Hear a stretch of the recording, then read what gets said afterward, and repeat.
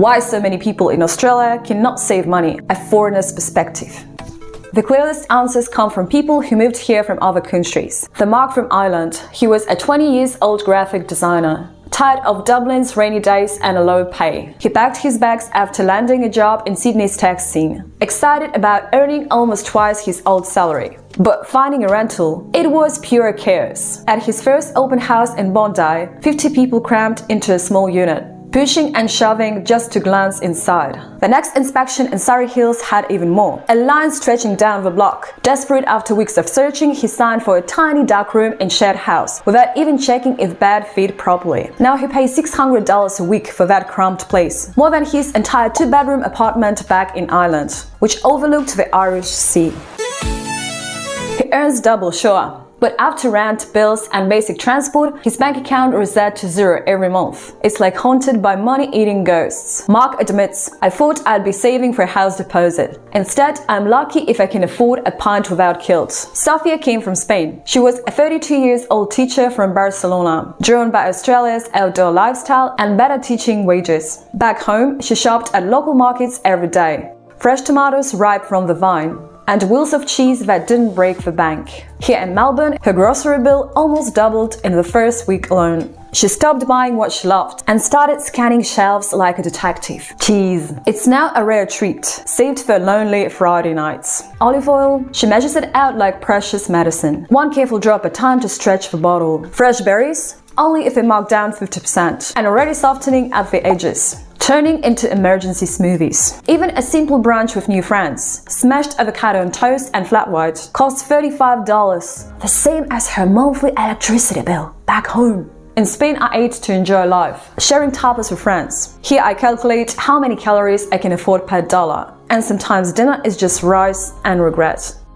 Daniel arrived from Canada. He was a 35-year-old engineer from Toronto, expecting the familiar feel of a Commonwealth country with warmer weather. Instead, he discovered a slow torture of endless small costs that pile up like snowdrifts. Fuel for his car, $2 per litre, eating into his commute to Brisbane's suburbs. Parking at work, another $20 a day if you can't find a free spot. Car insurance quietly climbs every renewal. Registration fees hit like clockwork. And then there's random admin charges on top of everything, from vehicle inspections to new tires after hitting a pothole. Daniel didn't splash on luxury, no fancy gadgets or wild weekends. He just tried to live normally, drive to work, maintain his old sedan, maybe grab a coffee on the way. But simply living in Australia turned out to be a very expensive hobby, one that left him with empty pockets despite his solid engineering pay. The worst part? There is no single huge disaster to blame. It's death by 1,000 tiny cuts. You think, okay, this month I'll finally save $200 for that emergency fund. Then car registration bill lands in the mail. Then a sudden dentist visit for a chipped tooth. The rent jumps $50 because market rates went up, so you're back to zero again, month after month.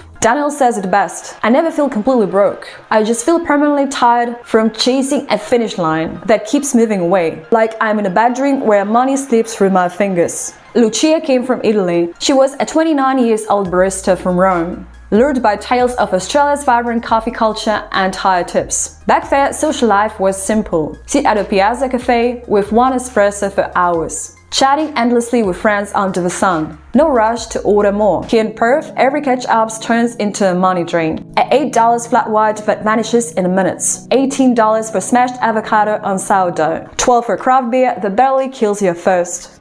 If you keep saying, I'll just have water to save cash, people start giving you a side-eye. Like you are an alien who doesn't understand fun. So you cave in, order the full menu, pay the bill and smile through the tears. Luchia jokes darkly. In Italy, coffee is cheap therapy. You sip and solve the world's problems. Here it's a membership fee just to have friends. And skipping it means you are suddenly the lonely one at home. Australians aren't bad with money. They are just trapped in a system where prices run faster than wages. And complaining too loudly feels awkward, like admitting defeat. And what's about the situation in your country? Please share in comments. After 1 year, almost everyone who moved here says one thing. I earn more than I ever did back home, but I actually saved more back there, even on less pay. One rent increase out of nowhere.